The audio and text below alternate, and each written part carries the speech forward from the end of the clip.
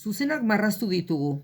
Lehenengo zuzena ia askatzen dugu, 3 balio proposatzen ditugu, kokatzen ditugu, eta zuzena marrazten dugu. Bigarren zuzenarekin berdin.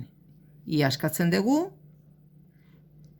3 abzisa proposatzen ditugu, puntuak aurkitzen ditugu, eta kokatzen ditugu. Zuzena marrazten dugu. Hirugarrenarekin berdin. 4 ia askatzen dugu, ia askatzen dugu, zatiketa banatzen dugu, 3 puntu proposatu ditugu izendatzailea 4 izanik 4en multiploak 3ak, eta puntuak kokatu, zuzena marrazten dugu. Azkeneko zuzenarekin, I berdin 3, zuzena berezia da, iren balioak denak 3 izan behar dute.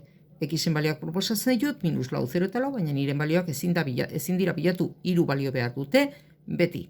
Orduan, puntuak kokatzen ditugu, zuzena marrazten dugu, eta zuzen hau horizontala dela idazten dugu.